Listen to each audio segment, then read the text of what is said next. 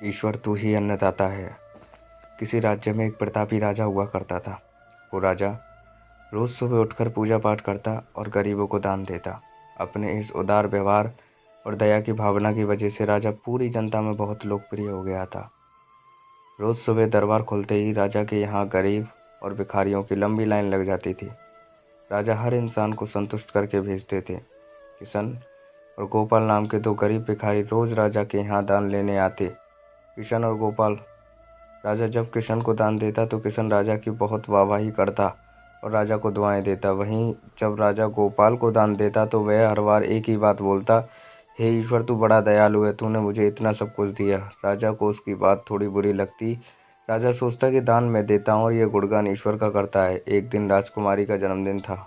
उस दिन राजा ने दिल खोलकर दान दिया। जब किशन और गोपाल का नंबर आया तो राजा ने पहले किशन को दान दिया और किशन राजा के गुणगान करने लगा। लेकिन राजा ने जैसे ही गोपाल को दान दिया वो हाथ ऊपर उठा के बोला, हे ईश्वर तू ही अन्नदाता है, आज तूने मुझे इतना दिया, इसके लिए प्रभु तुझे धन्यवाद देता है। राजा को यह सुनकर बड़ा गुस्सा आया। उसने कहा कि गोपाल मैं रोज तुम्हें दान देता हूँ, फिर तुम मेरे बजाय ईश्वर का गुणगान क्यों करते हो। गोपाल बोला, हे राजन, देने वाला तो ऊपर बैठा है, वही सबका अन्नदाता है, आपका भी और मेरा भी। यह कहकर गोपाल वहां से चला गया। अब राजा ने गोपाल को सबक सिखाने की सोची। अगले दिन जब किशन और गोपाल का नंबर आया तो राजा ने किशन को दान दिया और कहा, किशन मुझे गोपाल से कुछ बात करनी है, इसलिए तुम जाओ और गोपाल को यहीं छोड़ जाओ। और हाँ, आज तुम अपने पुराने रास्ते से मत जाना। आज तुमको राजमहल के किनारे से जाना है, जहाँ से सिर्फ मैं गुजरता हूँ। किशन खुशी खुशी दान लेकर चला गया। राजमहल के किनारे का रास्ता बड़ा ही शानदार और खुशबू भरा था। संयोग से राजा ने उस रास्ते में एक चांदी के सिक्कों से भरा घड़ा रखवा दिया था। लेकिन किशन आज अपनी मस्ती में मस्त था। वो सोच रहा था कि राजा की मुझ पर बड़ी कृपा हुई है, जो मुझको अपने राजमहल के रास्ते से गुजारा। यहाँ से तो मैं आंख बंद करके भी चल दूँ तो भी कोई परेशानी नहीं होगी।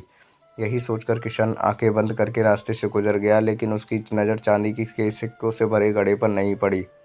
थोड़ी देर बाद राजा ने गोपाल से कहा कि अब तुम जाओ, क्योंकि किशन अब जा चुका होगा, लेकिन तुमको भी उसी रास्ते से जाना है जिससे किशन गया है। गोपाल धीमे कदमों से ईश्वर का धन्यवाद करते हुए आगे बढ़ा। अभी थोड़ी ही दूर गया होगा कि उसकी नज़र चांदी के सिक्कों से भरे घड़े पर पड़ी।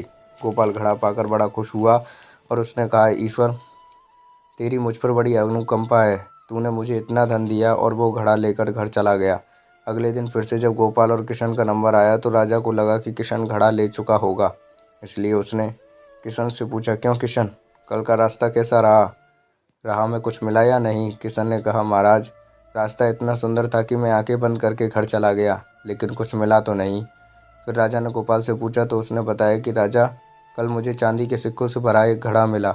ईश्वर ने मुझ पे बड़ी कृपा की। राजा किशन से बड़ा गुस्सा हुआ और उसने कहा कि आज मैं तुझे धन नहीं दूंगा, बल्कि एक तरबूज दूंगा। किशन बेचारा परेशान तो था, लेकिन कहता भी तो क्या, चुपचाप तरबूज लेकर चल पड़ा। उधर राजा ने गोपाल को रोजाना की तरह कुछ धन दान में दिया। किशन ने सोचा कि इस तरबूज का मैं क्या करूंगा, और यही सोचकर वो अपना तरबूज एक फल वाले को बेच गया। अब जब गोपाल रास्ते से गुजरा उसने सोचा कि घर कुछ खाने को तो है नहीं, क्यों ना बच्चों के लिए एक तरबूज ले लिया जाए। तो गोपाल फल बेचने वाले से वहीं तरबूज खरीद लाया जिसे किशन बेच गया था। अब जैसे ही घर आकर गोपाल ने उस तरबूज को काटा तो उसने देखा कि उसके अंदर सोने के सिक्के भरे हुए थे। गोपाल ये देखकर बड़ा प्रसन्न हुआ और ईश्वर का धन्यवाद देते हुए बोला, हे ईश्वर, आज तूने मेरी गरीबी दूर कर दी, तू बड़ा दयालु है, सबका अन्नदाता है। अगले दिन जब राजा दान दे रहा था तो उसने देखा कि केवल अकेला किशन ही आया है, गोपाल नहीं आया। उसने किशन से पूछा तो किशन ने बताया कि कल भगवान की कृपा से गोपाल को एक तरबूज मिला जिसके अंदर सोने के सिक्के भरे हुए थे। वह गोपाल तो अब संपन्न इंसान हो चुका है। किशन की बात सुनकर राजा ने भी अपने आसमान की ओर हाथ उठाया और बोला, हे ईश्वर, वाकई तू ही अन्नदाता है, मैं तो मात्र एक जरिया हूँ, तू ही सबका पालनहार है। राजा को अब सारी बात समझ आ चुकी थी। तो दोस्तों, इस कहानी के बारे में आपकी क्या राय है? अगर कहानी अच्छी लगी हो तो लाइक करें और मेरे चैनल को सब्सक्राइब